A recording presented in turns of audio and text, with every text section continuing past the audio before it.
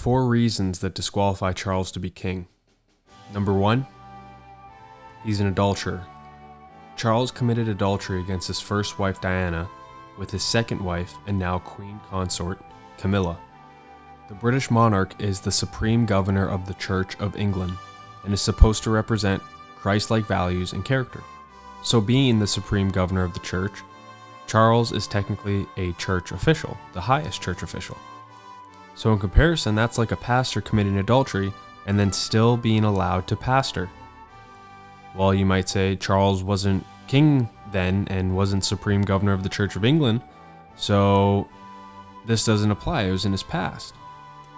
Yes, that's true, but he was still in a public position as prince, and he was being primed and fitted to be king and governor of the Church of England.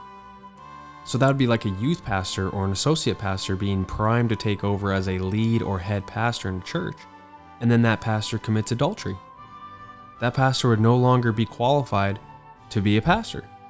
No church leadership would allow that person to continue pastoring, let alone be a lead or head pastor. Now there's redemption for the person, of course, but usually there is no redemption for the position that person was going to fill or be in. Speaking of the Church of England, moving on to the second reason, Charles is a universalist. As I said before, the British monarch is the supreme governor of the Church of England and the defender of the faith. Which faith is that? That is the Christian faith, the Christian religion. In an interview back in 1994, Charles said when he becomes king, he doesn't want to be known as defender of the faith. He wants to be known as defender of faith, meaning every faith. He doesn't want to just defend the Christian faith. He wants to defend all faiths because he clearly views all faiths as equal, all faiths as valuable, and he doesn't see the Christian faith as the supreme faith, the one true faith. And that should be a huge red flag for Christians in Great Britain and the Commonwealth nations, because it is the king's job, it is the monarch's job to defend the one true faith, which is Christianity. And he clearly doesn't want to do that. He wants to defend other faiths that contradict Christianity, other faiths that want to see Christianity eradicated, like Islam and Hinduism. It is the job and the duty of the king, of the British monarch, to defend the faith that has established the nations you govern. Christianity is the foundation of Western civilization. It is not Islam, it is not Buddhism, it is not Hinduism, it is not atheism, it is Christianity. But King Charles thinks all these religions are the same and equal and are all worth defending because he believes in a one world religion, a one world faith. And that leads me to my third reason, which is he is a globalist. Charles is a prominent proponent for the World Economic Forum. He is good friends with Klaus Schwab, who is the founder of the World Economic Forum. Charles is a huge advocate for climate change policies, which is a smokescreen for policies that lead to a one world government and economic system, which in turn will destroy sovereign nation states that he is the head of state of, which is Great Britain and the Commonwealth nations. Charles is a globalist, he's an elitist, and he will not do what a king is supposed to do, which is putting the interests of his nation first. The British monarch is supposed to represent the British people and the people in the Commonwealth nations. The monarch is not supposed to represent the whole world, not supposed to represent China or Saudi Arabia or Africa or South America or even other European countries like France or Spain or Belgium. The British monarch is supposed to be a patriot, a nationalist. And King Charles III is none of those things. He is a globalist and will push for a one world economic, government, and religious agenda. And the fourth reason, his connection to pedophiles. Charles III was very close to his great uncle, Lord Louis Mountbatten, who was a pedophile. When he was governor of India, he raped little boys. This is all documented now. It's fact. This is not fiction. This is not conspiracy.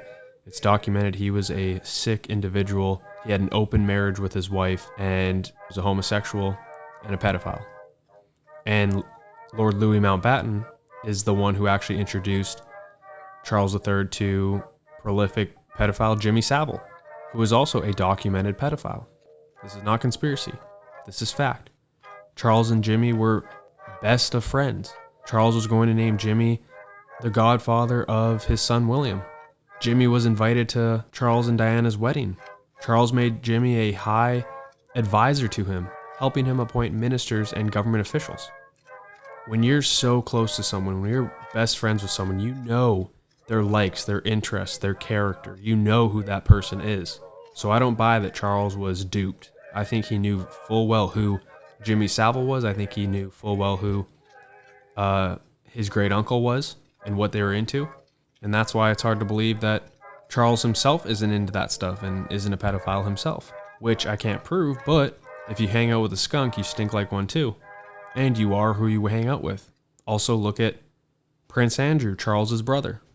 His connection with Jeffrey Epstein and Ghislaine Maxwell and actor Kevin Spacey.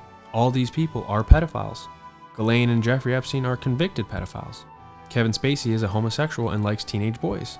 Charles used to hang out with all these people, was in these people's circle, which only leads to two conclusions. Either Charles himself is a pedophile, or he's complicit with pedophilia. And that is just as bad. The fifth and final reason is Charles could be a murderer. There is a lot of suspicious and shady elements to Diana's death, and Diana herself said in her diary that she gave to her former driver that she believed Charles was planning her death so that he could remarry. Marry who? Well, Camilla, the person he had an affair with. Don't forget his role in the tragic death of Princess Diana, the young and beautiful wife he was determined to cast aside. Diana alleged that her husband, Prince Charles, was planning to stage a car crash. Charlie Langston from thedailymail.com reveals what is alleged to be in the bombshell letter said to have been written by Princess Diana herself just 2 years before her tragic death. She said that it would be the result of faulty brakes and that she would sustain a head injury during the crash. A few years after the letter became public, Prince Charles was reportedly questioned by UK police. Prince Charles was asked whether he knew about the letter at the time of its writing, which he said he did not. Also, I wouldn't doubt if Diana knew about Charles's pedophile friends, and Charles didn't like that, so he had to get rid of her, because she could expose him at any time. And so she was a threat to him. This reason is speculation, but I think if people were to dig into this deep, that they would find Charles's fingerprints all over it. But anyway, the first reason alone, I believe, disqualifies Charles to be king. And the other reasons are grounds for treason and some sort of extreme punishment. Maybe a punishment that resembles Charles III's namesake. I'm Caleb Vanka for Lions Awaken. Hope you all enjoyed.